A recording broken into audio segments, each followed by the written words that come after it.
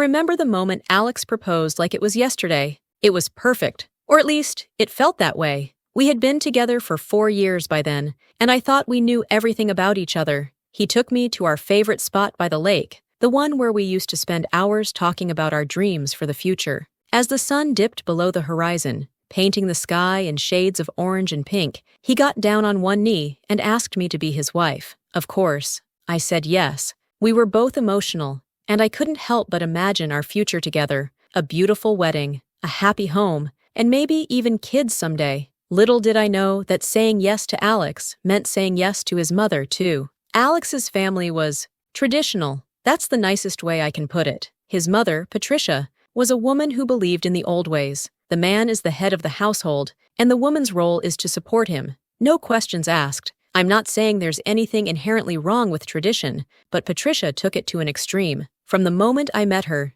she made it clear that she had specific expectations for the woman her son would marry. At our first dinner together, she grilled me on my cooking skills, asked about my religious beliefs, and even questioned my upbringing. I tried to laugh it off, but it was clear that Patricia was sizing me up, and I wasn't sure if I measured up in her eyes. Alex, to his credit, always reassured me. "She's just protective," he'd say. "She'll warm up to you eventually." But as our wedding planning began, I realized that Patricia wasn't just protective, she was controlling. The first red flag came when Patricia insisted on helping us plan the wedding. "It's a family affair," she said, her tone leaving no room for argument. I didn't mind getting input from both sides of the family, but Patricia's help quickly turned into taking over. "You should have the wedding at our church," she said. "It's where Alex was baptized, and it's only fitting." I wasn't particularly religious, and Alex had never mentioned wanting a church wedding, but he shrugged and said, "It's important to my mom." So, I agreed. Then came the guest list. "We have to invite the entire congregation," Patricia announced one evening. "It would be rude not to." "We're trying to keep it small," I said gently. "Just close family and friends." Patricia gave me a tight-lipped smile. "Family is important, dear. You'll understand that when you're part of ours." Alex remained silent, and I felt my frustration bubbling beneath the surface, but I told myself to pick my battles. After all, it was just a guest list, right?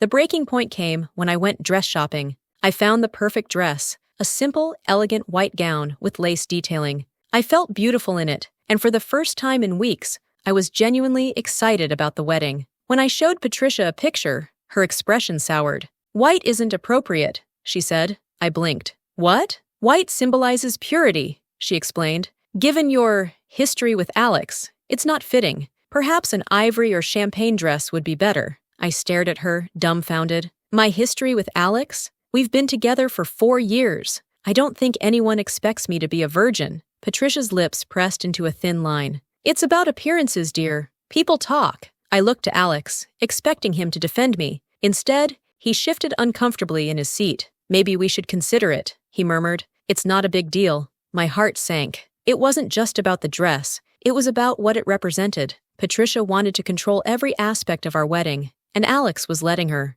The tension continued to build as the wedding drew closer. Patricia dictated the menu, the decorations, even the music. Every time I tried to assert myself, she brushed me off with a condescending smile. "It's just one day," Alex kept saying. "Let her have her way. It's not worth the fight." But it was worth the fight, to me. One evening, I sat Alex down for a serious conversation. "I feel like this isn't our wedding anymore. It's your mom's," he sighed. "She's just trying to help." "No," I said firmly. "She's trying to control, and I can't marry someone who won't stand up for me."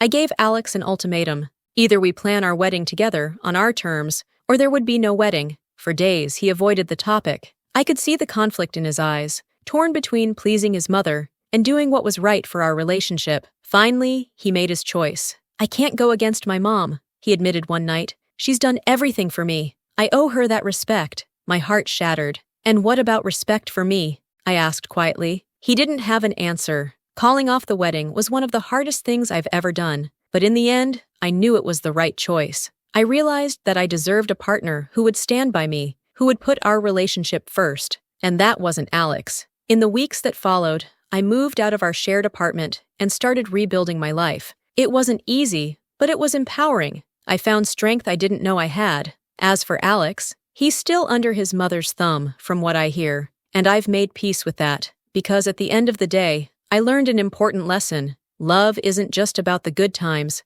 it's about standing up for each other when things get tough. And if someone isn't willing to do that, they're not the right person for you. A year later, I met someone new, someone who valued me for who I am and stood by me through thick and thin. And when he proposed, I knew, this time, it was right. Because love is about partnership, respect, and unwavering support. And that's the kind of love I'd been waiting for all along.